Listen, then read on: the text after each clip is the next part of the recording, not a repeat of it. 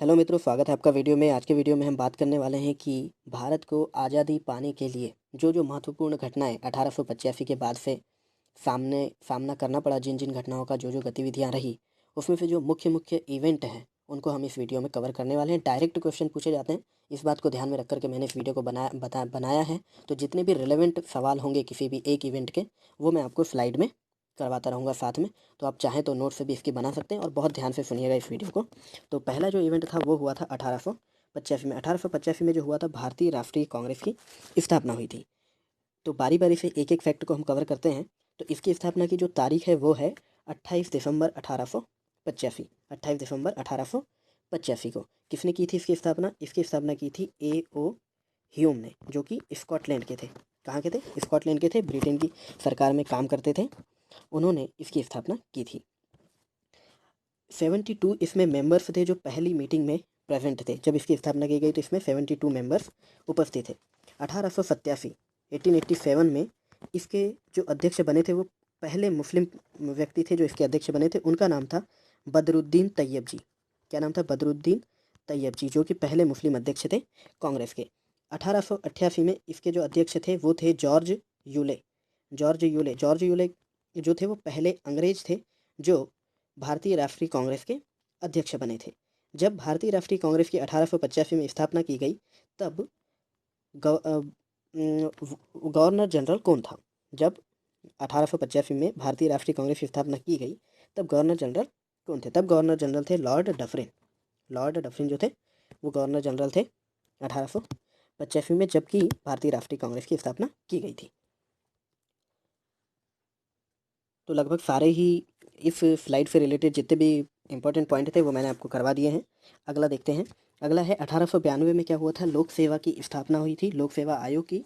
और भारतीय व्यय की समीक्षा करने के लिए भारत में जो खर्चा होता था ब्रिटिश सरकार का, उसकी समीक्षा करने के लिए एक बैलगाई आयोग की स्थापना की गई थी। और इसी के समय 1892 में क्या किया था कि अंग्रेज़ों के लिए और इंडियंस के लिए एक साथ परीक्षा करवाने पर भी सहमति बनी थी। लोक सेवा आयोग की जो परीक्षा होती है वो ब्रिटेन वालों के लिए और इंडिया वालों के लिए एक साथ कराने का प्रस्ताव इसमें मंजूर हुआ था।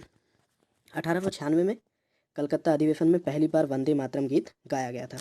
कलकत्ता अधिवेशन के अध्यक्ष कौन थे? M.A. सयानी जी थे। कांग्रेस के अधिवेशन में इसको गाया गया था। वंदे मातरम को लिखा किसने है? बंकिम चंद्र चट्टोपाध्याय जी ने। अध्यक्ष थे M.A. सयानी जी। 1905 में हुआ था बंगाल का विभाजन।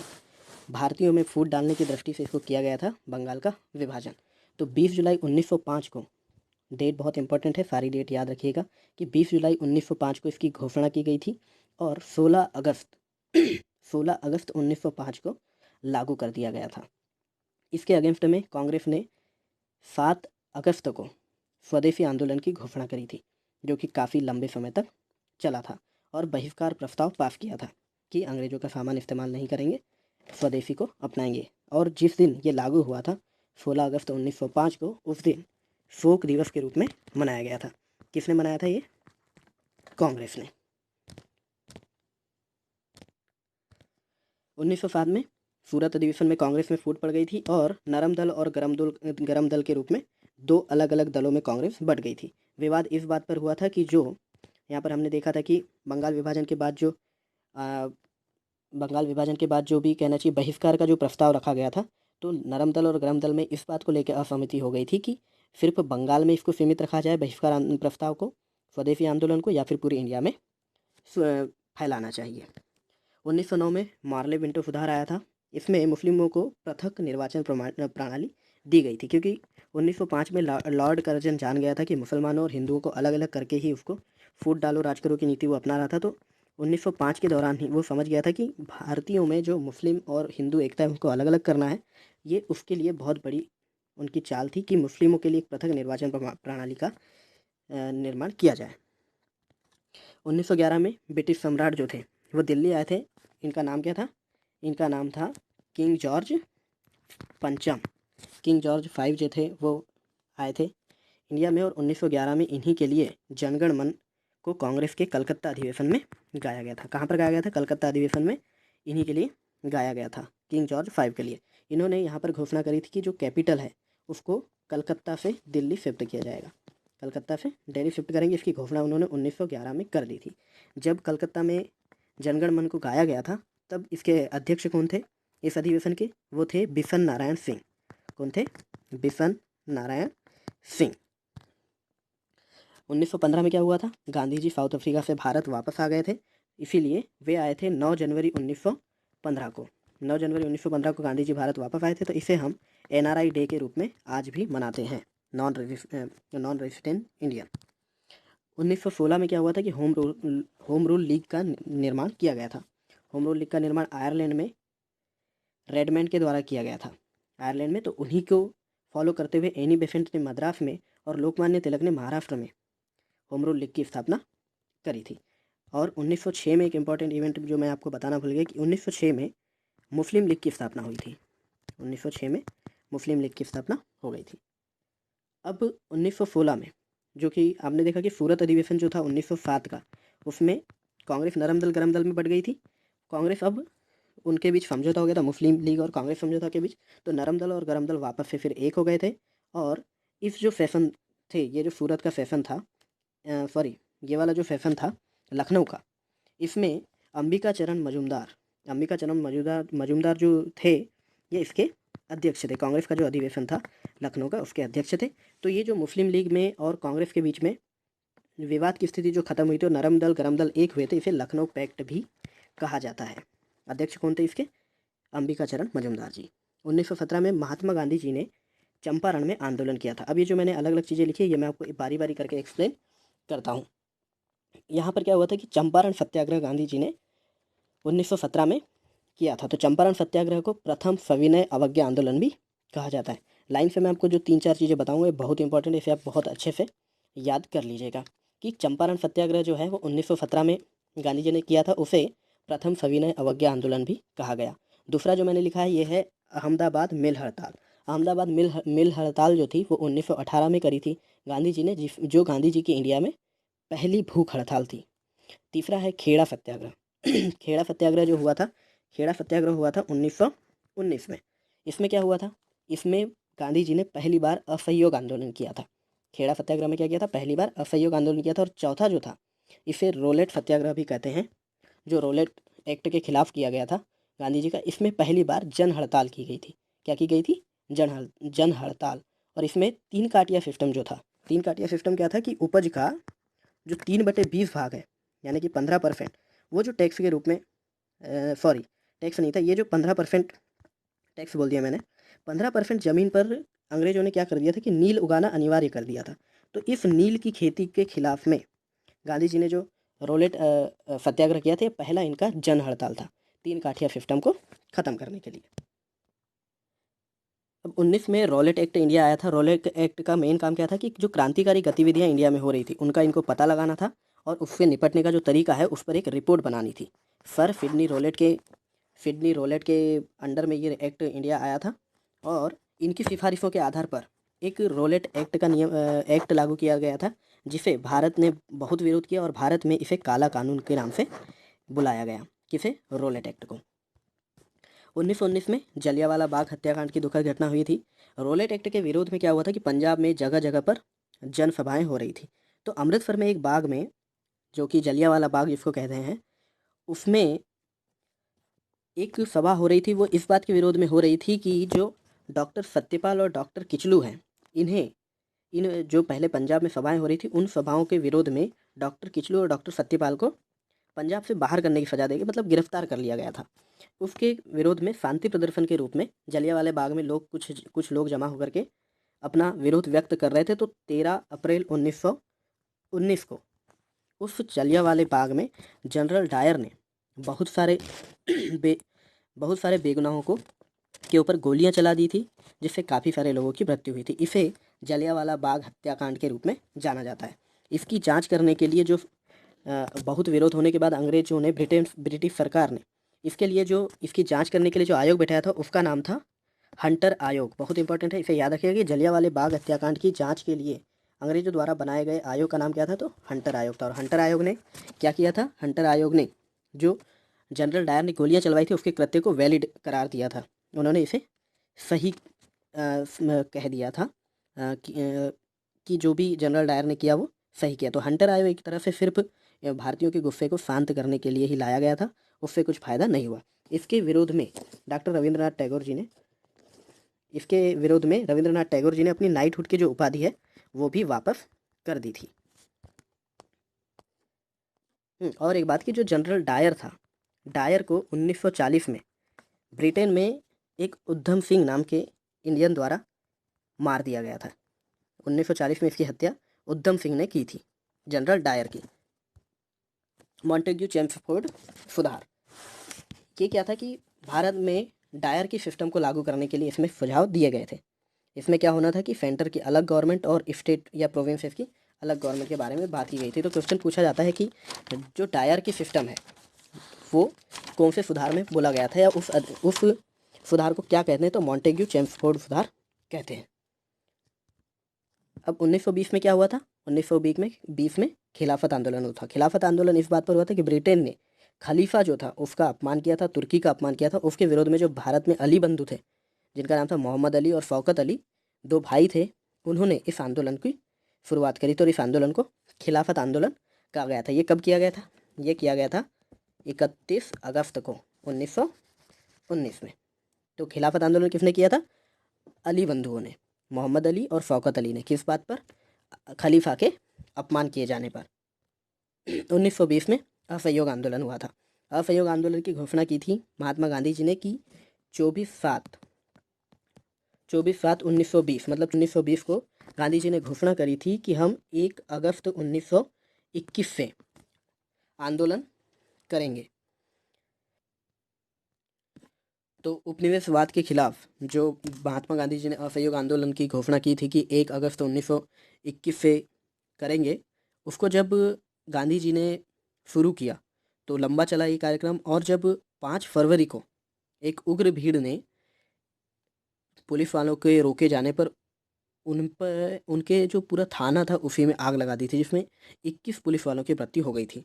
तो गांधी जी इससे बहुत दुखी हुए और गांधी जी ने इसीलिए इस आंदोलन को वापस लेने की, असहयोग आंदोलन को वापस लेने की घोषणा करी। और 12 फरवरी 1922 को गांधी जी ने असहयोग आंदोलन को वापस ले लिया। क्वेश्चन पूछा जाता है कि गांधी जी ने असहयोग आंदोलन किस घटना के बाद वापस लिया था, या उल्टा भी पूछा जाता है कि चौरा चौरी घटना के बाद गांधी जी ने किस आंदोलन को वापस लिया था। तो वो आंदोलन कौन सा था? वो आंदोलन है असहयोग आंदोलन। और इसी चौरा चौरी घटना के बाद गांधी जी ने अपनी कांग्रेस की सदस्यता भी छोड़ दी थी, जो उन्होंने फिर वापस 1924 में अध्यक्षता करते समय वापस ज्वाइन करी थी। अब है साइमन कमीशन की नियुक्ति। तो ये कब हुई थी? 1927 में साइमन कमीशन की नियुक्ति हुई थी। ये नियुक्ति क्यों हुई थी? कि वर्तमान सरकारी व्यवस्था और शिक्षा का जो प्रसार करना था उसके लिए जॉन साइमन को 7 सदस्यीय टीम के रूप में, आयोग के रूप में यहाँ पर भेजा गया था इंडिया में। तो इंडिया में इसका विरोध इस बात को लेकर हुआ कि जो 7 सदस्य थे वो सारे सदस्य ही इंग्लिश थे, कोई भी उसमें इंडियन मौजूद नहीं था। इसीलिए इसका विरोध किया गया और साइमन वापस जाओ के नारे लगाए गए थे। तो जब इसके विरोध किया जा रहा था तो 30 अक्टूबर 1927 को 30 अक्टूबर 1927 को जब पुलिस ने लाठीचार्ज किया भीड़ पर, तो उसी में लाठी लगने से लाला लाजपत राय घायल हुए और कुछ दिनों बाद उनकी मृत्यु हो गई थी। अगला है नेहरू रिपोर्ट।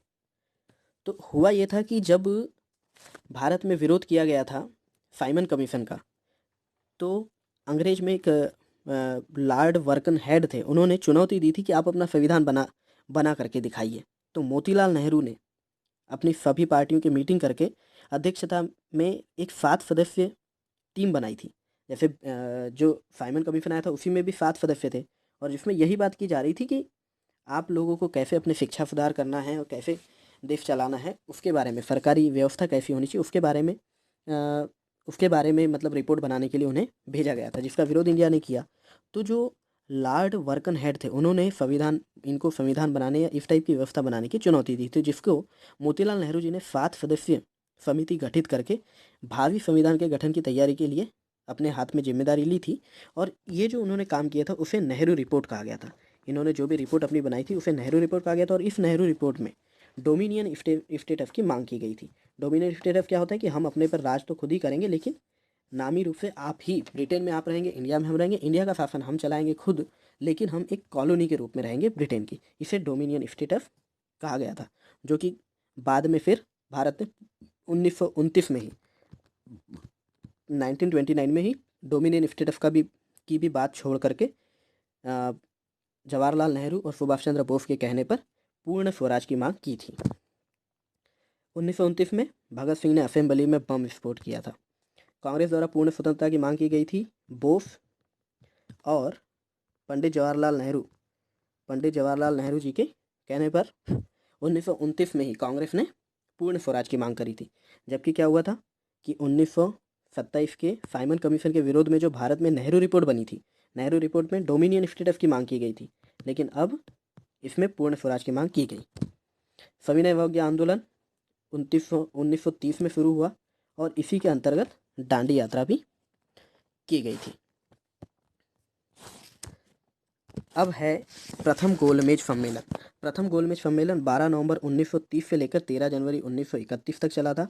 इसमें जो लोग टोटल शामिल हुए थे वो थे 89 लोग, जिसमें कि 13 इंग्लिश लोग थे और 76 लोग इंडियन थे।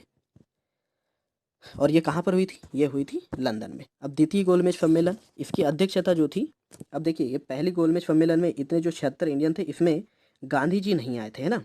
गांधी जी ने प्रथम गोलमेज सम्मेलन में भाग नहीं लिया था। द्वितीय गोलमेज सम्मेलन में इसकी अध्यक्षता की थी डॉक्टर सरदार वल्लभ भाई पटेल ने, सॉरी डॉक्टर बोल रहा हूँ मैं, सरदार वल्लभ भाई पटेल ने इसकी अध्यक्षता की थी। और 5 मार्च 1931 को गांधी जी और इरविन, जो लॉर्ड इरविन, उनके बीच समझौता हुआ था, जिसे दिल्ली समझौता के रूप में भी जाना जाता है। तो दिल्ली समझौता के फलस्वरूप क्या हुआ था कि सविनय अवज्ञा आंदोलन जो गांधी जी चला रहे थे उसे उन्होंने वापस लिया था, सविनय अवज्ञा आंदोलन को वापस लिया था, और उन्होंने सेकेंड गोलमेज सम्मेलन में शामिल होने के लिए हामी भरी थी, और फिर वो सेकेंड गोलमेज सम्मेलन में शामिल भी हुए थे। 1932 में तृतीय गोलमेज सम्मेलन हुआ था और इसका कांग्रेस ने विरोध किया था। ये 17 नवंबर 1932 से 24 दिसंबर 1932 तक हुआ था। अब भीमराव अंबेडकर जी एक अकेले इंसान थे जिन्होंने तीनों गोलमेज सम्मेलन में भाग लिया था। क्वेश्चन पूछा जाता है सीधा सीधा कि गांधी जी ने कौन से गोलमेज सम्मेलन में भाग लिया था? तो सेकेंड। और तीनों सम्मेलन में भाग किसने लिया था? तो वो लिया था भीमराव अंबेडकर जी ने। सांप्रदायिक निर्वाचन प्रणाली की घोषणा 1932 में की थी किन्होंने? ब्रिटेन ने। ये ऐसा इन्होंने किया था भारतीयों के बीच में वो बढ़ाने के लिए, दरार डालने के लिए, जिसका गांधी जी ने बहुत ज़्यादा विरोध किया था। इसमें उन्होंने क्या किया था कि जो छोटी जाति के लोग थे, छोटी जाति जो उस समय मानी जाती थी निम्न जाति, उन्हें हिंदुओं से अलग मान लिया गया था और उन्हें अधिकार दिए गए थे, हिंदुओं को नहीं दिए गए। तो मतलब उन्होंने हिंदुओं में और छोटी जातों में फिर भेदभाव किया था, अलग अलग किया था। तो इससे क्या हो रहा था कि राष्ट्रीयता की भावना को बहुत ठेस पहुंच रही थी। इसीलिए गांधी जी ने इसके विरोध में क्या किया था? आमरण अनशन किया था और गांधी जी ने इसका खुला विरोध किया था। फिर पूना पैक्ट 1932 में पूना पैक्ट हुआ। पूना पैक्ट में क्या हुआ था? गांधी जी ने आम्बेडकर जी के साथ समझौता किया था। इसमें हुआ ये था कि हिंदू नेता और डॉक्टर भीमराव अंबेडकर जी के प्रयासों से जो सुवर्ण लोग, जो कि ऊंची जाति जो कही जाती थी उस समय, उनमें और छोटी जात वालों में के बीच में जो अलग अलग जो हुआ था यहाँ पर सांप्रदायिक निर्वाचन प्रणाली में जो ब्रिटेन ने गलती करी थी उसे सुधारा गया और इन्हें वापस से हिंदू धर्म में शामिल किया गया और इनको अलग से जो अभी इनके बीच भेदभाव का जो कारण ब्रिटेन ने किया था उसे ख़त्म किया गया। इसे पूना पैक्ट के नाम से जाना जाता है। तो सांप्रदायिक निर्वाचक प्रणाली का जो अंत किया था वो पूना पैक्ट के थ्रू हुआ था, जिसे सरकार ने फिर मान भी लिया था। और फिर हिंदुओं के शामिल हो जाने के बाद कि जब छोटी जाति वालों को भी हिंदू में शामिल कर लिया गया तो फिर गांधी जी ने अपना अनशन समाप्त किया। क्रिप्स मिशन भारत आया था कब? 1942 में। इसके पहले आपके लिए एक बात जानना जरूरी है कि 1940 में अगस्त मिशन भारत आया था। इसे आप याद रखिए कि अगस्त प्रस्ताव जो था वो 1940 का था। तो जो वायसराय थे लिनलिथ को, उन्होंने भारतीयों के संविधान बनाने के अधिकार को स्वीकार किया था। किसमें? क्रिप्स मिशन में। अब 1942 भारत छोड़ो आंदोलन। हाँ, उसके पहले ये बात मैं क्लियर कर दूं कि जो क्रिप्स मिशन था, इसके बाद क्रिप्स मिशन में के बाद जो क्रिप्स मिशन में उन्होंने ये भी कहा था कि जो पीएम थे विंस्टन चर्चिल, उन्होंने अप्रैल में क्रिप्स मिशन को भेजा था इंडिया में, और उन्होंने कहा था कि आपको डोमिनियन स्टेटस दे दिया जाएगा और युद्ध के बाद आपको खुद का संविधान बनाने की भी परमिशन दे दी जाएगी। लेकिन इंडिया को पूर्ण स्वराज की मांग शुरू हो गई थी। और इस जो मिशन भारत आया था उसके अध्यक्ष कौन थे? Cripps, Stanford Cripps Stanford Cripps इसके अध्यक्ष थे, इसलिए इसे क्रिप्स मिशन कहा गया। अब ये जो है भारत छोड़ो आंदोलन के बारे में हम बात करते हैं कि जवाहरलाल नेहरू ने भारत छोड़ो आंदोलन का प्रस्ताव 8 अगस्त 1942 को रखा था, जिसे कांग्रेस ने एक्सेप्ट कर लिया था वर्धा सेशन में। तो 1942 का सेशन कहाँ हुआ था? वर्धा में। और किसने रखा था भारत छोड़ो आंदोलन का प्रस्ताव? वो जवाहरलाल नेहरू ने रखा था। आज़ाद हिंद फौज की स्थापना 1943 में की गई थी। कैबिनेट मिशन 1946 में भारत में कैबिनेट मिशन आया था। ये क्यों आया था कि जब 1945 में ब्रिटेन में चुनाव हुए थे और ब्रिटेन के चुनाव में लेबर पार्टी की जीत हुई थी, और लेबर पार्टी भारत को आज़ाद करने के पक्ष में थी। तो लेबर पार्टी ने क्लेमेंट एटली को अपना नेता चुना, और क्लेमेंट एटली ने प्रयास तेज कर दिए कि भारत को जल्दी से जल्दी आज़ाद किया जाए। और उन्होंने 23 मार्च 1946 को कैबिनेट मिशन को भारत भेजा था, जिसमें 3 सदस्य थे, पैथिक लॉरेंस, स्टैनफोर्ड क्रिप्स और एवी अलेक्जेंडर। और इसके अध्यक्ष कौन थे? पैथिक लॉरेंस थे। कैबिनेट मिशन के अध्यक्ष स्टैनफोर्ड क्रिप्स नहीं थे, पैथिक लॉरेंस थे। और इन्होंने भारत में संघ की स्थापना की जाएगी इसका वादा किया था। अब कैबिनेट मिशन ये प्रॉमिस्ड था कि जो कैबिनेट मिशन था उन्होंने भारत को संघ का वादा किया था। तो 20 फरवरी 1947 को क्लेमेंट एटली ने घोषणा कर दी कि 30 जून 1948 के पहले भारत को आज़ाद कर दिया जाएगा। तो इसी घोषणा के साथ भारत में संविधान सभा के निर्वाचन की प्रक्रिया शुरू हो गई। और 1946 में जो हमारी संविधान सभा थी, उसी के माध्यम से अंतरिम सरकार की स्थापना की गई थी। क्योंकि जब क्लेमेंट एटली ने घोषणा कर दी थी कि आपको 30 जून 1948 तक आज़ाद कर दिया जाएगा, तो भारत में अंतरिम सरकार की भी स्थापना हो गई थी। और भारत विभाजन के लिए माउंट बैटन को इंडिया भेजा गया था, इंडिया का बंटवारा करने के लिए, क्योंकि अंग्रेजों ने यह भी डिसाइड किया था कि पाकिस्तान अलग होगा भारत से, तो उसके विभाजन के लिए माउंट बैटन को इंडिया भेजा गया था। ब्रिटेन की जो संसद थी वहाँ पर 18 जुलाई 1947 को भारतीय स्वतंत्रता अधिनियम पारित हो गया था। 1947 को 18 जुलाई 1947 को भारत स्वतंत्रता अधिनियम पारित हो चुका था। और 15 अगस्त 1947 को हमारा देश आज़ाद हो गया था अंग्रेज़ों से। तो और एक बात कि जब 1947 में भारत आज़ाद हो गया था और संविधान हमारा लागू हुआ था 1950 में, तो तब तक देश किस शासन किस एक्ट के तहत चला था? वो चला था गवर्नमेंट ऑफ इंडिया एक्ट 1935। बहुत इंपॉर्टेंट क्वेश्चन है, याद रखिएगा कि संविधान सभा के निर्माण के बाद जब भारत आज़ाद हो गया तो संविधान लागू होने के पहले कौन से एक्ट पर भारत चला था? गवर्नमेंट ऑफ इंडिया एक्ट 1935 पे। तो दोस्तों यहाँ पर हमारा वीडियो समाप्त होता है। आप प्लीज़ वीडियो को लाइक कीजिए, चैनल को सब्सक्राइब कीजिए। यहाँ तक पहुँचे हैं तो हो सकता है कि वीडियो आपको सच में पसंद आई हो।